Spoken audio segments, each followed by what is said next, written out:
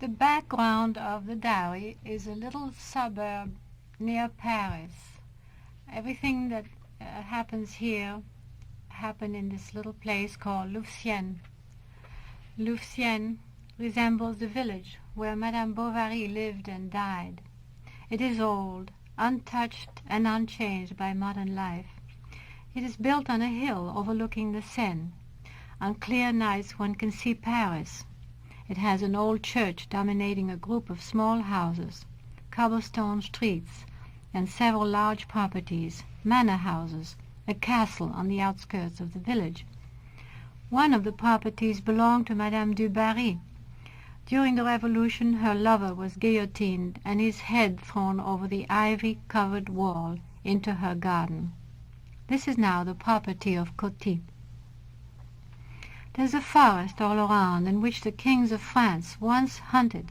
There's a very fat and very old miser who owns most of the property of Louvciennes. He's one of Balzac's misers. He questions every expense, every repair, and always ends by letting his houses deteriorate with rust, rain, weeds, leaks, cold. Behind the windows of the village, old women sit watching people passing by. The street runs down unevenly towards the Seine. By the Seine there's a tavern and a restaurant. On Sundays people come from Paris and have lunch and take the rowboats down the Seine as Maupassant loved to do. The dogs bark at night. The garden smells of honeysuckle in the summer, of wet leaves in the winter. One hears the whistle of the small train from and to Paris. It is a train which looks ancient and which carried the personages of Proust's novels to dine in the country. My house is 200 years old. It has walls a yard thick, a big garden, a very large green iron gate for cars, flanked by a small green gate for people. The big garden is in the back of the house.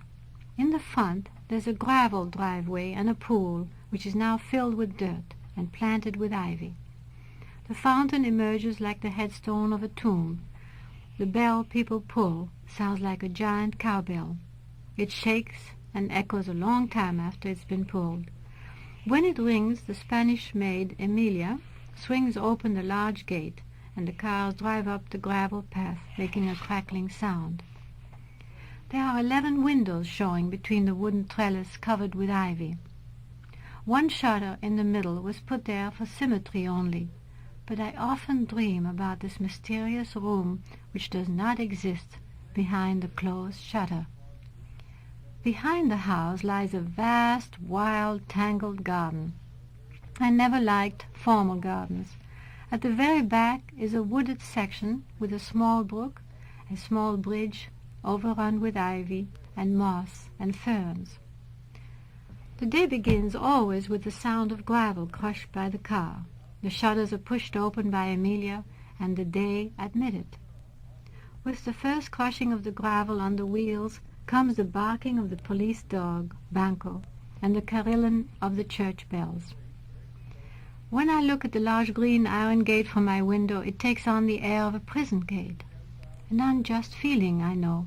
Since I know I can leave the place whenever I want to, since I know that human beings place upon an object or a person this responsibility of being the obstacle, when the obstacle lies always within oneself. In spite of this knowledge, I often stand at the window staring at the large, closed, iron gate, as if hoping to obtain from this contemplation a reflection of my inner obstacles to a full, open life. No amount of oil can subdue its rheumatic creaks, for it takes a historical pride in its 200-years-old rust. But the little gate, with its overhanging ivy like disordered hair over a running child's forehead, has a sleepy air and a sly air, an air of being always half open. I chose the house for many reasons, because it seemed to have sprouted out of the earth like a tree, so deeply grooved it was within the old garden. It had no cellar, and the rooms rested right on the ground. Below the rug, I felt, was the earth. I could take root here, feel at one with the house and the garden, take nourishment from them like the plants. The first thing I did was to have the basin and fountain unearthed and restored. Then it seemed to me that the house came alive. The fountain was gay and sprightly. I had a sense of preparation for a love to come, like the extension of canopies, the unrolling of ceremonial carpets, as if I must first create a marvelous world in which to house it, in which to receive adequately this guest of honor. It is in this mood of preparation that I pass through the house, painting a wall through which stains of humidity show, hanging a lamp where it will throw Balinese shadows, plays, draping a bed, placing logs in the fireplace. Every room is painted a different color, as if there were one room for every separate mood, lacquer red for vehemence, pale turquoise for reveries, peach colors for gentleness, green for repose, and gray for work at the typewriter. Ordinary life does not interest me. I seek only the high moments. I'm in accord with the surrealist, searching for the marvelous. I want to be a writer who reminds others that these moments exist. I want to prove that there is an infinite space, infinite meaning, infinite dimensions. But I'm not always in what I call a state of grace. I have days of illuminations and fevers. I have days when the music in my head stops. Then I mend socks, prune trees, can fruits, polish furniture. But while I'm doing this, I feel I am not living.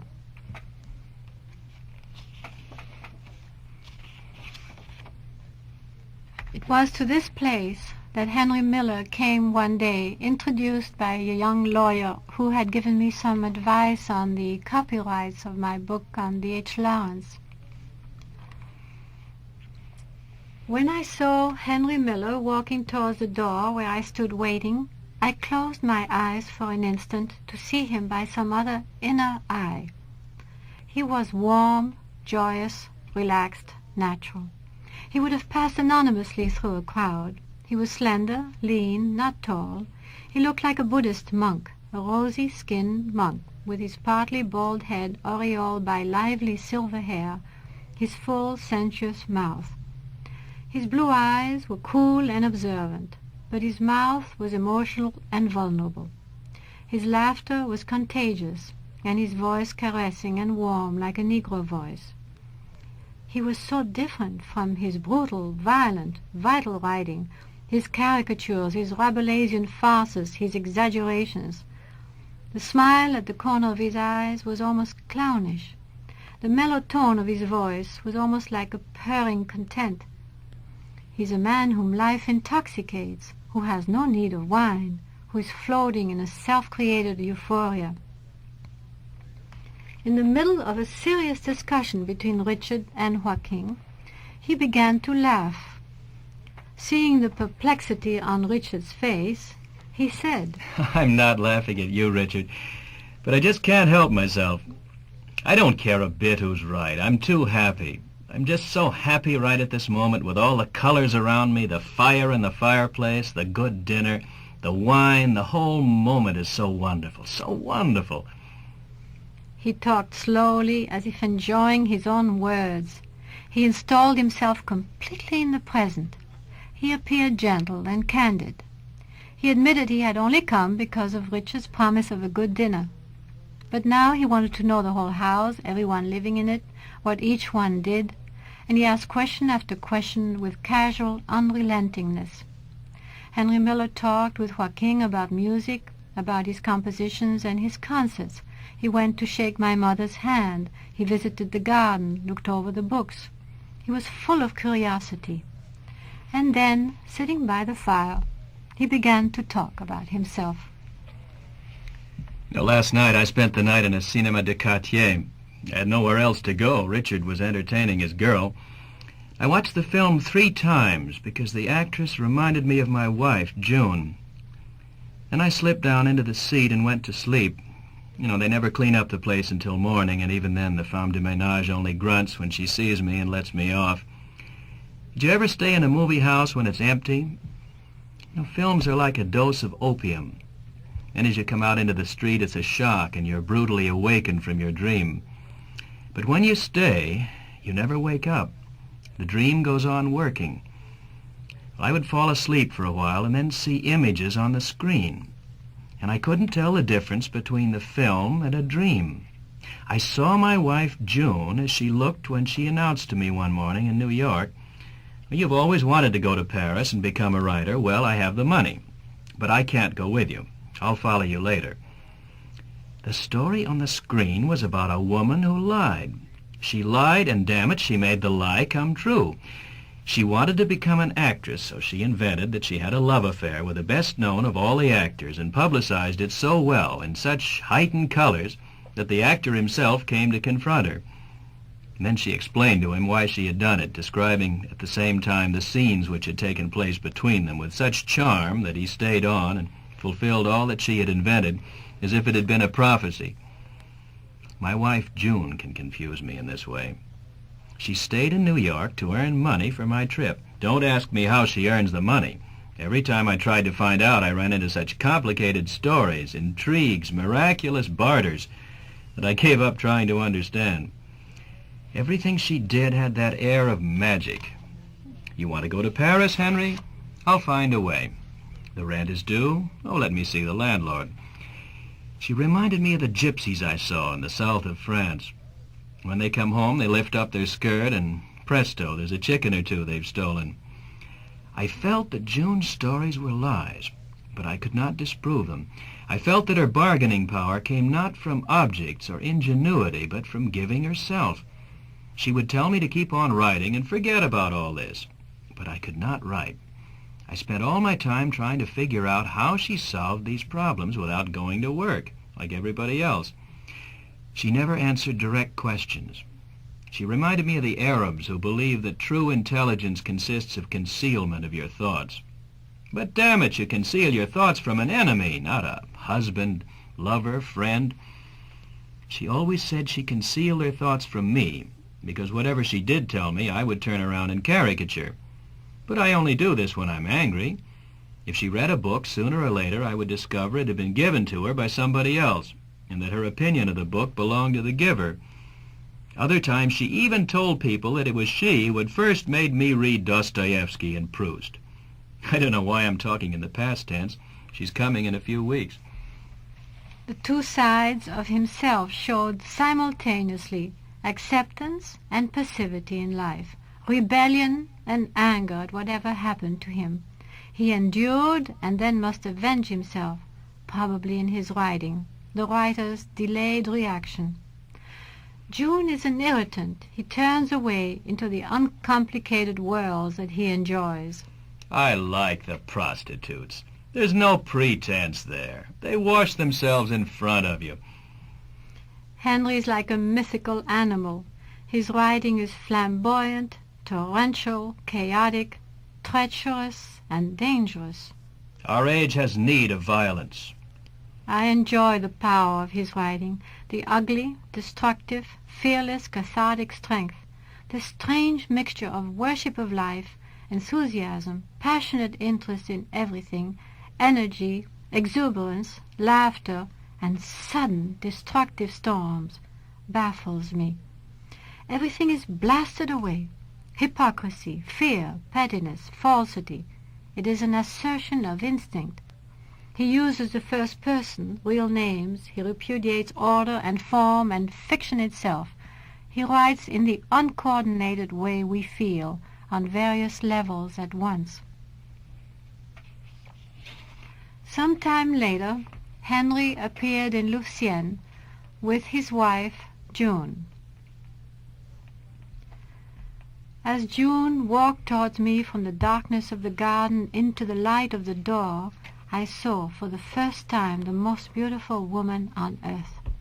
A startlingly white face, burning dark eyes, a face so alive I felt it would consume itself before my eyes.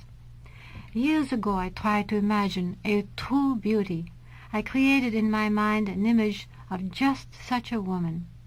I had never seen her until last night, yet I knew long ago the phosphorescent color of her skin, her huntress profile, the evenness of her teeth. She is bizarre, fantastic, nervous, like someone in a high fever. Her beauty drowned me. As I sat before her, I felt I would do anything she asked of me. Henry suddenly faded. She was color and brilliance and strangeness. By the end of the evening, I had extricated myself from her power. She killed my admiration by her talk. Her talk. She lacks the courage of her personality, which is sensual, heavy with experience. Her role alone preoccupies her. She invents dramas in which she always stars. I'm sure she creates genuine dramas, genuine chaos and whirlpools of feelings, but I feel that her share in it is a pose. That night, in spite of my response to her, she sought to be whatever she felt I wanted her to be. She's an actress every moment. I cannot grasp the core of June. Everything Henry has said about her is true. By the end of the evening I felt as Henry did, fascinated with her face and body, which promises so much, but hating her invented self, which hides the true one. This false self is composed to stir the admiration of others, inspire others to words and acts about and around her.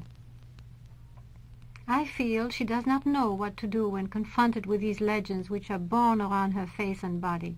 She feels unequal to them. That night she never admitted, "I didn't read this book." She was obviously repeating what she had heard Henry say. They were not her words, or she tried to speak the suave language of an English actress. She tried to subdue her feverishness to harmonize with the serenity of the house, but she could not control her endless smoking and her restlessness. She worried about the loss of her gloves as if it were a serious flaw in her costume, as if wearing gloves were enormously important. It was strange. I, who am not always sincere, was astonished and repelled by her acting. I recalled Henry's words. She seems perverse to me. The extent of her falsity was terrifying, like an abyss. Fluidity, elusiveness. Where was June? Who was June? There is a woman who stirs others' imaginations. That is all. She has the essence of the theater itself, stirring the imagination, promising such an intensity and heightening of experience, such richness, and then failing to appear in person, giving instead a smoke-screen of compulsive talk about trivialities. Others are roused, others are moved to write about her, others love her as Henry does, in spite of himself. And June, what does she feel?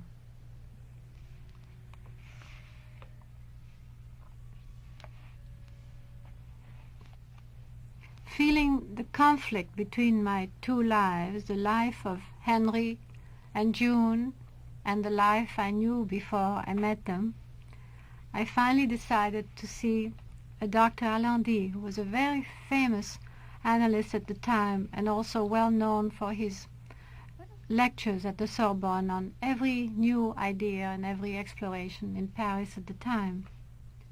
So I say that today, for the first time, I rang the bell of Dr. Allendy's house. I was led by a maid through a dark hallway into a dark salon.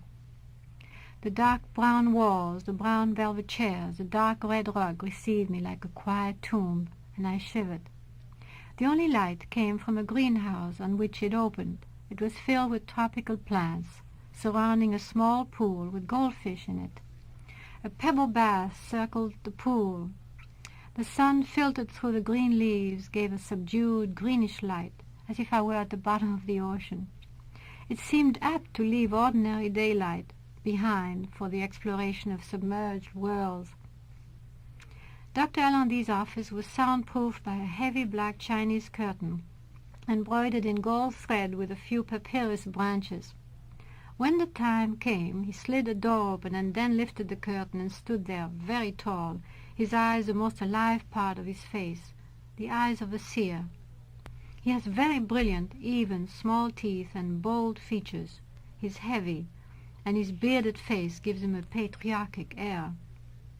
It was almost a surprise to feel him a moment later sitting quietly behind the Morris chair on which I sat, rustling notepapers and pencils and talking softly. It would have seemed more appropriate for him to be doing horoscopes or preparing an alchemist formula or reading a crystal ball, because he looked more like a magician than a doctor. We talked first of all about his books, his lectures, and my reaction to them. I talked about my work and my life in general. I said I had always been very independent and had never leaned on anyone. Dr. Allende said, "In spite of that, you seem to lack confidence." He had touched a sensitive spot, confidence. Dr. Allende rose from his chair and said, smiling, "Well, I'm glad you can stand on your own feet and that you don't need any help." I started to weep. He sat down again. Confidence. My father did not want a girl. My father was overcritical. He was never satisfied, never pleased. I never remember a compliment or a caress from him. At home, only scenes, quarrels, beatings, and his hard blue eyes on us looking for the flaws. When I was ill with typhoid fever, almost dying, all he could say was, "Now you're ugly. How ugly you are." He was always on tour, pampered by women. My mother made scenes of jealousy. When I was 9 years old and almost died of an appendicitis not diagnosed early enough, and we arrived at Arcachon, where he was vacationing, he made it plain he did not want us. What he meant for my mother I also took for myself. Yet I had a hysterical sorrow when he finally abandoned us. I always feared his hardness and his criticalness. I could not bring myself to see him again. And so you withdrew into yourself and became independent. I can see you're proud and self-sufficient. You fear the cruelty of older men, so at the first sign of cruelty in anyone, you're paralyzed. Can a child's confidence, once shaken and destroyed, have such a repercussion on a whole life? Why should my father's insufficient love remain indelible? Why was it not effaced by all the loves I received since he left me? You seem very well balanced, and I don't believe you need me. I suddenly felt a great distress at being left alone again to solve my own difficulties. I asked if I might come again.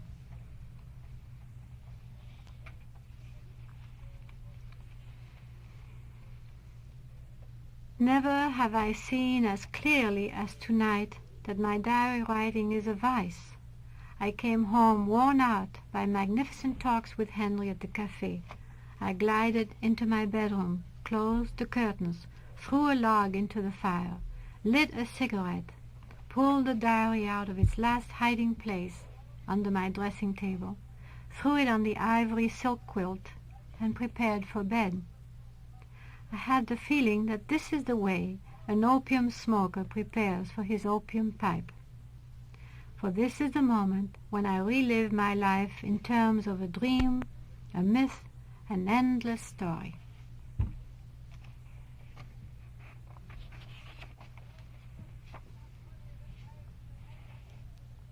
I began to write the diary on the ship bringing us to America at the age of 11 for my father, to tell him the story of my wanderings away from him.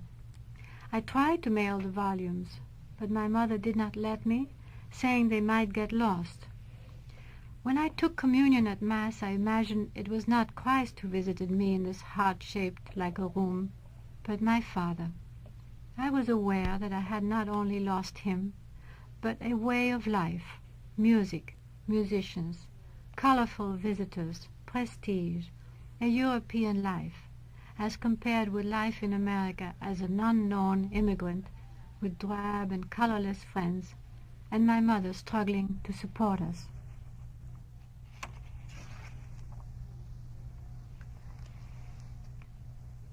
Again, the voice of Henry Miller is done by Rupert Paul.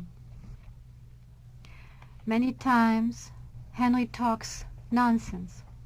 He's flushed, he is eloquent, drunk, nonsensical. He gets drunk on words.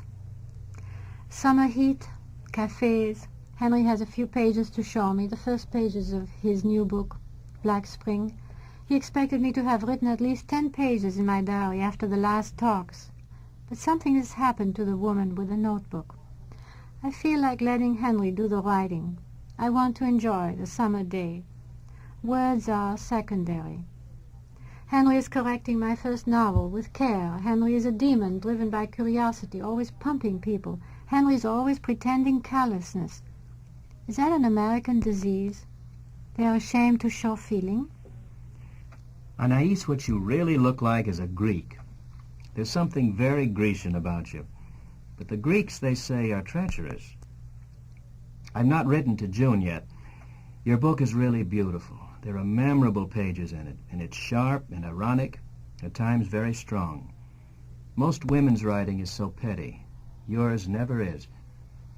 Listen, Anais, I know I'm worth more than June. I won't stand for anything when she returns. She must be made to suffer. It will be good for her. You will see, I'm another man. I won't let her override me. I don't like what she does to me when she's here. She humiliates me. Henry lacks confidence. He's uneasy in certain places, certain situations, and when he's uneasy, he becomes insulting. If we meet chic people or enter a chic place, or if the waiter is snobbish, or if we run into a celebrity, he becomes contrary and difficult. So we either go to Clichy and have lunch with Fred, or sit in cafes, or he comes to Louvciennes.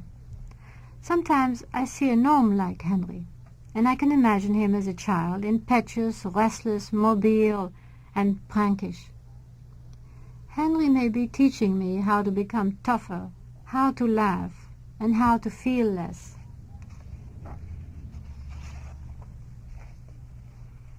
Fred, Henry, and other friends and I are at the cafe, talking, discussing, arguing, and storytelling until the electric lights went out in the street, the night was dispersed, and a dim, shy, cyan-colored dawn entered the window.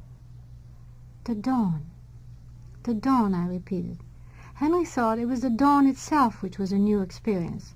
I could not explain what I felt. It was the first time I had not felt the compulsion to escape. It was the first time I had abandoned myself to fraternity, exchange, confessions, without feeling suddenly the need to take flight. All night I stayed there, without experiencing that abrupt end to fusion, that sudden and painful consciousness of separation, of reaching ultimately and always the need of my own world, the inability to remain outside, estranged at some moment or other from everyone. This had not happened. This dawn had come as the first break in the compulsion and the tyranny of inadaptation. Because I longed to be a part of every intense, every joyous moment, every moment of life, longed to be the woman who was weeping or laughing, the woman who was being kissed amorously before everyone, the woman who was given a flower to wear, the woman who was being helped into the bus, the woman who was leaning out of the window, the one who was being married, the one who was giving birth. The hero of this book may be the soul, but it is an odyssey from the inner to the outer world, and it is Henry who is dispelling the fogs of shyness, of solitude, taking me through the street and keeping me in a cafe until dawn.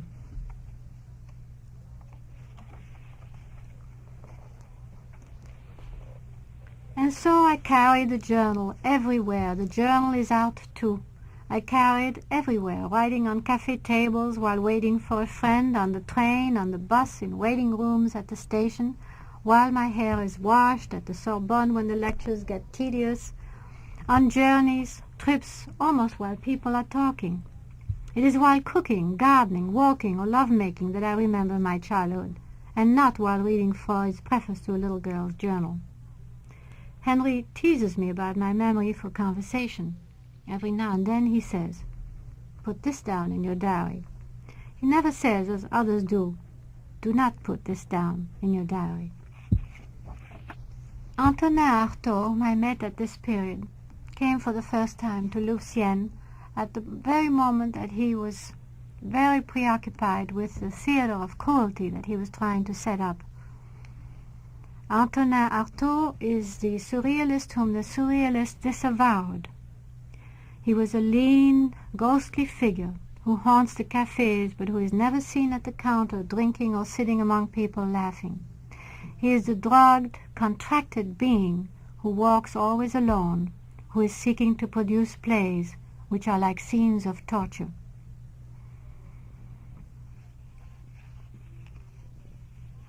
His eyes are blue with languor, black with pain. He is all nerves, and yet he was beautiful acting the monk in love with Joan of Arc in the Carl Dreyer film. The deep-set eyes of the mystic as if shining from caverns, deep-set, shadowy, mysterious. For Artaud, writing is painful too. It comes spasmodically and with a great strain. He is poor. He is in conflict with a world that he imagines mocking and threatening. His intensity is brooding, rather terrifying. In the garden, as we stood behind the others, he had cursed hallucinations, and I had said, "In my world of hallucinations, I'm happy." Artaud said, "I cannot even say that. It's torture for me. I make superhuman efforts to awake." Allendy had told me that he had tried to free Artaud of the drug habit which was destroying him.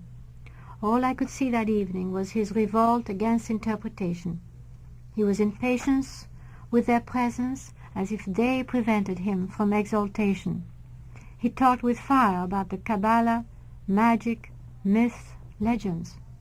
Allendy had told me that Artaud had talked with him several times, but had finally refused analysis. It was a formula, and yet he admitted it had helped him. When Allendy first came to Louvciennes, he said, "I feel here as in a very distant country." And Artaud had answered, "Not at all. I feel at home here." Robert Paul will read the description of Artaud's lecture at the Sorbonne. The scene is the schoolroom of the Sorbonne. Allendy and Artaud were sitting at the big desk. Allendy introduced Artaud. The room was crowded. The blackboard made a strange backdrop. People of all ages, followers of Allendy's lectures on new ideas. The light was crude. It made Artaud's eyes shrink into the darkness, as they are deep-set. This brought into relief the intensity of his gestures. He looked tormented. His hair, rather long, fell at times over his forehead. He has the actor's nimbleness and quickness of gestures. His face is lean, as if ravaged by fevers. His eyes do not seem to see the people. They are the eyes of a visionary. His hands are long, long-fingered. Beside him, Allendy looks earthy, heavy, gray.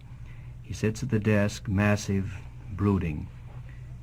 Artaud steps out on the platform and begins to talk about the theater and the plague. It seems that all he is asking for is intensity, a more heightened form of feeling and living. Is he trying to remind us that it was during the plague that so many marvelous works of art and theater came to be, because whipped by the fear of death, man seeks immortality, or to escape, or to surpass himself.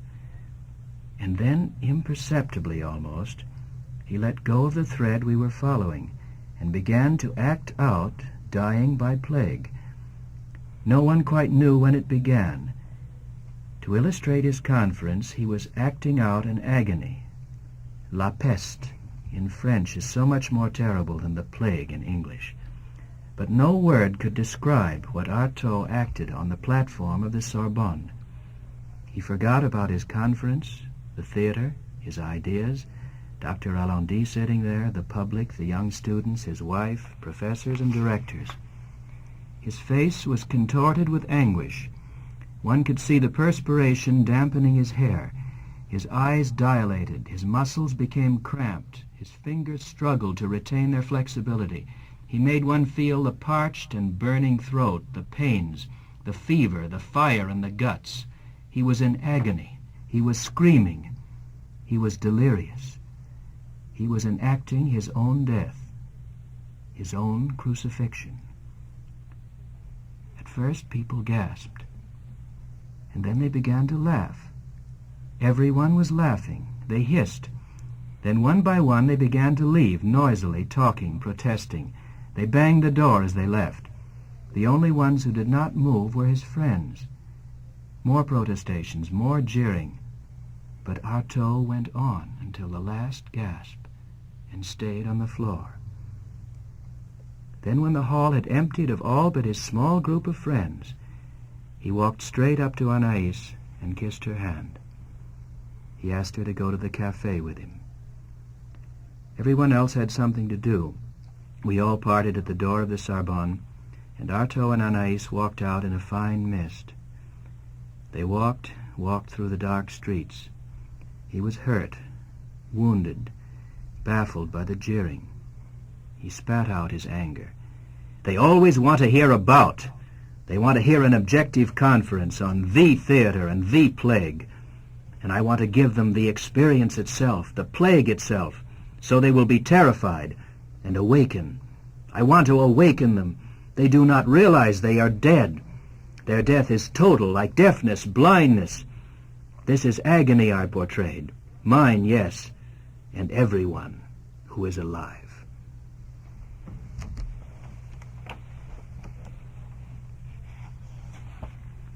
Then, after many years, someone told me that my father wanted to see me, and I invited him to come to Louvciennes. And this is my father's first visit after the great separation. My father came. I expected the man of the photographs, a more transparent face, a face less furrowed, less carved, less mask-like, and at the same time I liked the new face, the depth of the lines, the firmness of the jaw, the femininity and charm of the smile, all the more startling in contrast to the tanned, almost parchment-toned skin. A smile with a forceful dimple in it, which was not a dimple, but a scar from sliding down a stairway banister and piercing his cheek with an ornament when he was a child.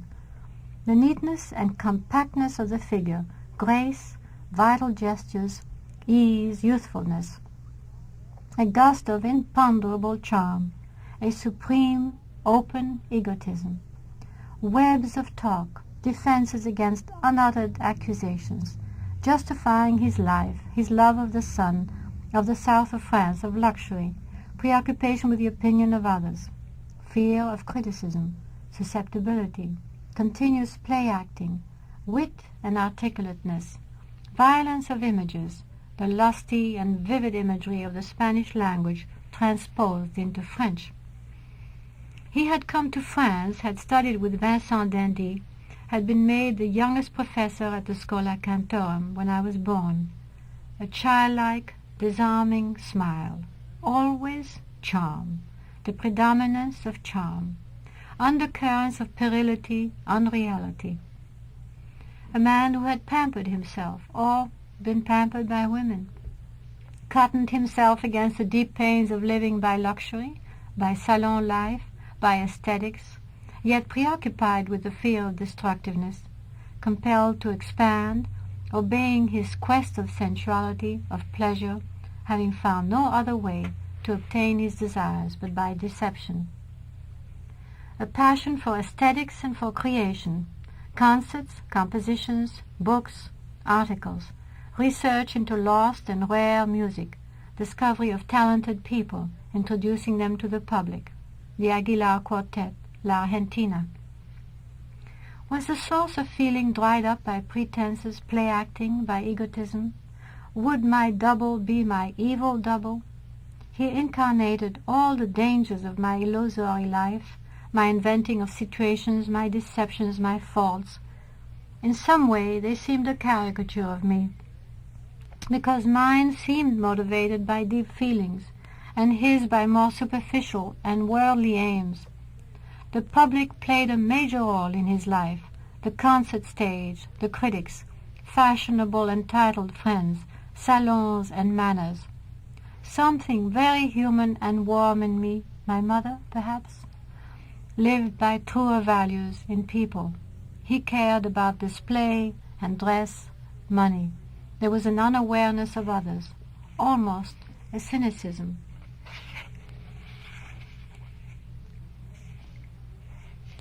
On his second visit, he was still trying to discover our sameness.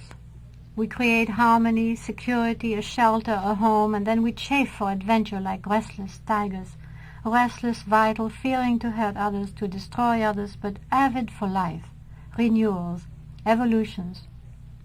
We are cowards before the goodness or loyalty of others. People think we are tyrants, but my father and I know how enslaved we are by tenderness, devotion, pity, the goodness of others, and chained. And renewal, said my father, could come from anyone, from nobody. Like a parlor game in which questions are asked, what is your favorite flower, your favorite piece of music? My father was pacing up and down the long red tile floor of the studio, firing questions at me. What about religion? What about politics? What are your ideas on morals? And so exultant because I answered them as he wished me to, as if he had educated me. He says, we do not need to lie to each other. Always the same wish, not to have to lie, but we will, of course, at the first sign of danger, vulnerability, jealousy, withdrawal. We will lie to make an illusory relationship, perfect one, ideal, without wounds. He tells me, you've become beautiful, lovely, that black hair and green eyes and red mouth. One sees that you have suffered, yet the face is smooth, placid. I was standing against the mantelpiece. He was looking at my hands. You have the same long, tapered hands of your grandmother. These hands run in the family. When your ancestor, the court painter who painted portraits of the kings and queens and of the aristocrats, the famous people, needed a model for refined hands, he painted in the hands of your great-grandmother. I pulled my hand brusquely, hit the glass ball with the crystal fish and stones, and it broke, and the water ran down the mantelpiece to the floor. He had been saying, in June you must come to the Riviera with me. They will take you for my mistress. That will be delightful. I will say, this is my daughter, and they will not believe me.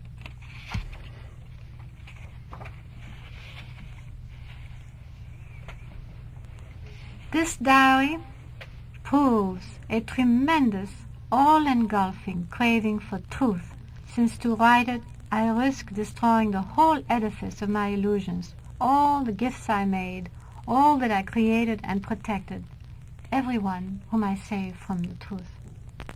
What does the world need? The illusion I gave in life, or the truth I give in writing?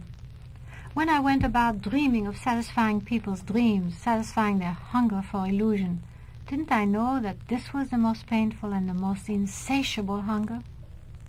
What impels me now to offer truth in place of illusion?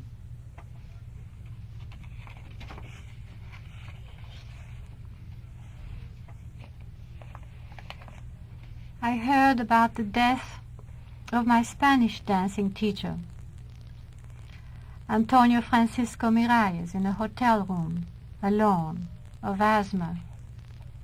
And I was reminded of the time when he would say to me, Anaïs, I'm a simple man. My parents were shoemakers in a little village in the south of Spain. I was put to work in an iron factory where I handled heavy things and was on the way to becoming deformed by big muscles. But during my lunch hour I danced. I wanted to be a dancer, and I practiced every day, every night. At night I went to the gypsies' caverns and learned from them. I began to dance in cabarets. And today, look. He took out a cigarette case engraved with the names of all the famous Spanish dancers. Today I've been the partner of all these women. If you would come with me, we could be happy. I'm a simple man, but we could dance in all the cities of Europe. I'm no longer young, but I have a lot of dancing in me yet. We could be happy. The merry-go-round turned and sang, and I imagined myself embarking on a dancing career with Miralles, dancing, which was so much like flying from city to city, receiving bouquets, praise in newspapers, with joyous music at the center, always pleasure as colorful as the Spanish dresses, all red, orange, black and gold, gold and purple and red and white. Imagining, like amnesia, forgetting who I was and where I was and why I could not do it, not knowing how to answer So I would not hurt him. I said, "Well, I'm not strong enough."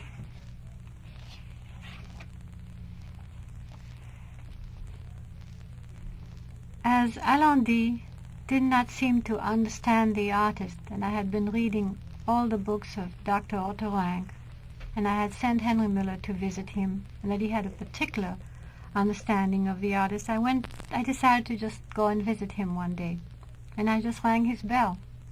But before that, I was sitting on a bench. It was a foggy afternoon when I had decided to call on him. At the subway station near his home there was a small park. I sat down on one of them to prepare myself for the visit.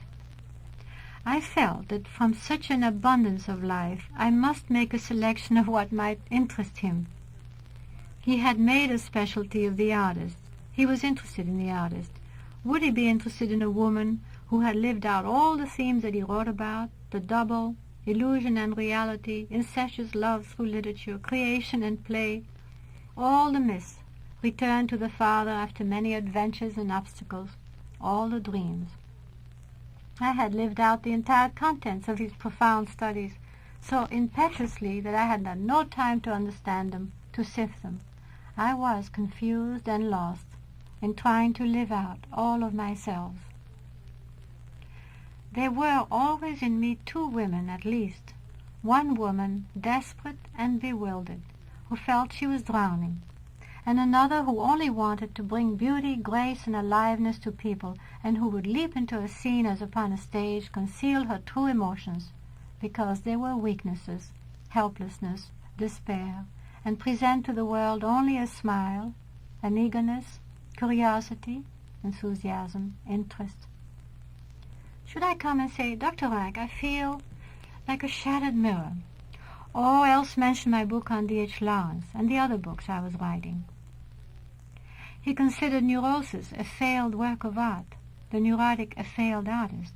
Neurosis, he had written, was a manifestation of imagination and energy gone wrong. Instead of a fruit or a flower, I had borne obsessions and anxieties.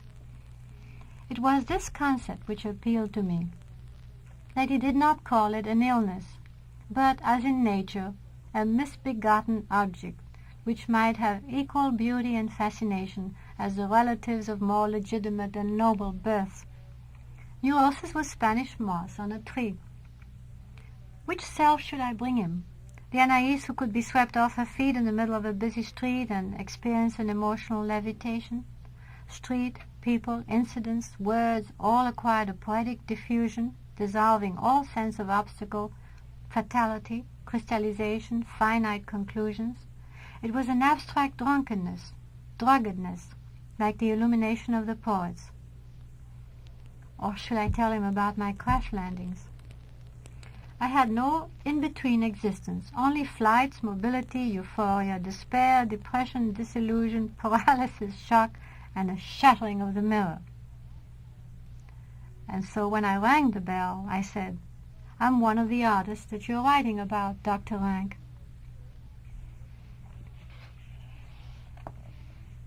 The background of our talks were really books, books, shining and colorful books, many of them bound in many languages.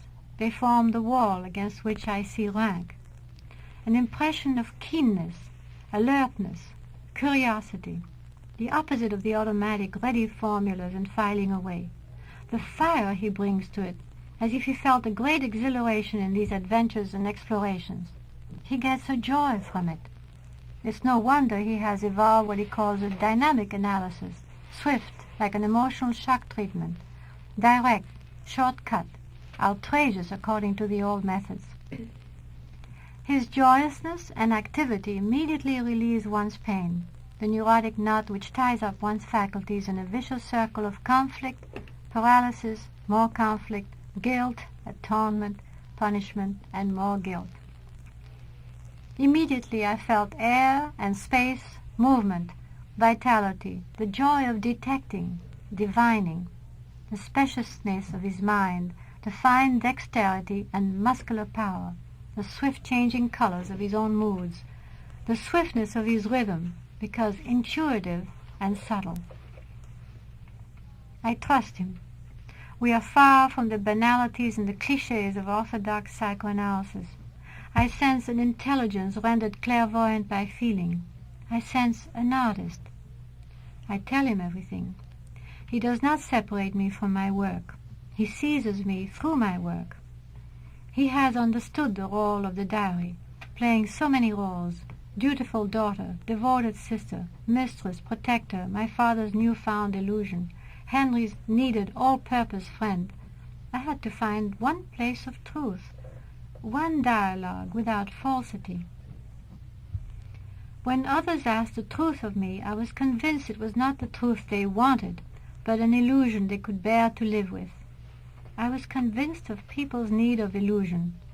My father had to believe that after rediscovering each other we would abandon all our other relationships and devote our lives to each other. When he returned to Paris after the relaxation of the summer, his social life began, and he began to try and fit me into it. He wanted me to dress conventionally and discreetly, as the best of the couturiers, as Maruka did.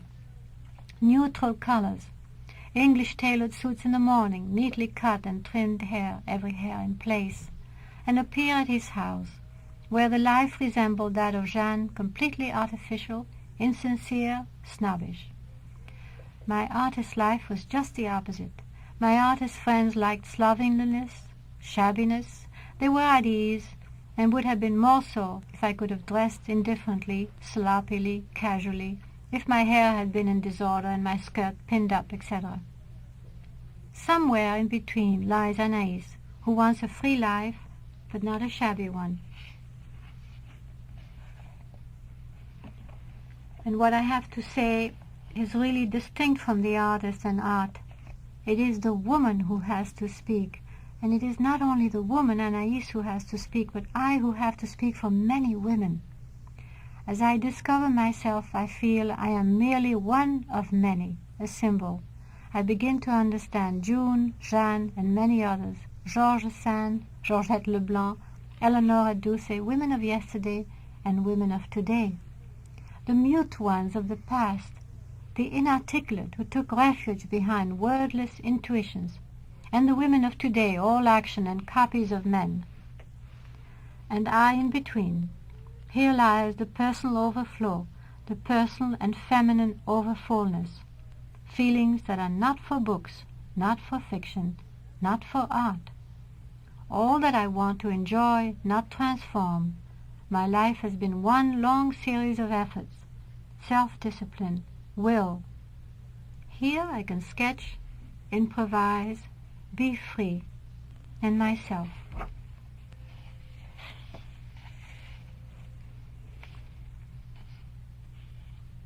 Rank asked me to give up the diary for a while. He felt that it was preventing me from writing novels. The period without the diary remains an ordeal. Every evening I wanted the diary as one wants opium. I wanted nothing else but the diary to rest upon, to confide in, but I also wanted to write a novel. I went to my typewriter and I worked on House of Incest and Winter of Artifice. A deep struggle. A month later, I began the portrait of Rank in a diary volume, and Rank did not feel it was a diary I had resuscitated, but a notebook, perhaps. The difference is subtle and difficult to seize, but I sense it. The difference may be that I poured everything into the diary. It channeled away from invention and creation and fiction. Rank also wanted me to be free of it, to write when I felt like it, but not compulsively. Get out into the world, Rank said. Leave your house at Louvciennes. That is isolation too. Leave the diary. That is withdrawing from the world. And so now I am out. I'm always out, with everybody. Last night I did get sad in the beautiful Scheherazade nightclub with their own people. I pinched myself. Allons donc, streets. You're on the street at last, walking along the crowded streets of Henry's crowded books. External and internal to be balanced, nurturing each other, or else the internal eats me like rust. Introspection almost devoured me, and Henry saved me. He took me down into the street. It is enough that a few hours ago I was obliged to think about my father in order to write about him. It is enough. Come, Square Montelon, Boulevard Jean Jaurès, Rue Saint-Martin, like merry dice dancing in my empty head. It is I who taught Henry that streets in themselves were of no interest. He accumulated descriptions, but I felt they needed to be the decor for some drama, some emotion. It is I who awakened the man who walked through the streets. No more anonymous maps, but maps of both form and content, matter and significance, streets and the men who walk through them. Restless, looking again for intensity, fever, turmoil, everything seems to move too slowly, slowly. And yet my life is full. I'm translating Volume 1 of the Diary. I wrote about the incident of looking for Russian-style pajamas for my father. I wrote for House of Incest, a visit to the painting of Lot and his daughter at the Louvre with Artaud. Whenever I feel sadness about my father, I write. When I yearn for him, I write. When I feel regrets, I write. Bloom. There's a bloom on everything and on everybody. Happiness. The soft bloom of happiness. Soft breezes. Talk like a summer breeze. Love like ripe flower. New dresses like new grass. The round curves and smells of summer. Idyllic. Inside the happiness, the worm of imagination, craving, expecting, searching. Has pain made too deep a scar so that I do not feel the gentle touch of happiness? The flesh too scarred, too coarse-grained to feel the softness of the summer? Only another wound can make it tremble. I am not made for happiness. It is like sleep. So now I'm divided into 3 selves. One self lives at Louvciennes, has a Spanish maid, eats breakfast in bed, eats pheasants killed by Lani and Louis Andar, listens to the radio, gives orders to the gardener, pays her bills with checks, sits by an open fire, copies the diaries and translates the second diary volume from French into English, dreams by the window, gets restless for heightened living. In Villa Seurat, with Henry and Fred and a constant stream of people walking in and out, I peel potatoes, grind coffee, French style, write books, drink out of chipped cups and glasses discarded in Louvciennes, wipe my hands with old towels left over from Louvciennes, walk down the cobblestone street to market, repair the phonograph, because Henry is absolutely helpless in practical matters, take the bus, sit at a cafe, talk a great deal about books and films, writing and writers, smoke a great deal, and watch the invasion of people walking in and out of the place. Henry has made friends with all the neighbors. The third self wants to learn a profession so that she may always write as she believes, wants to help Rank make a new life because he helped her make a new life, and wants the unknown, the unfamiliar. I finally promised to go to New York for 2 months. I feel 2 months are short in the span of eternity.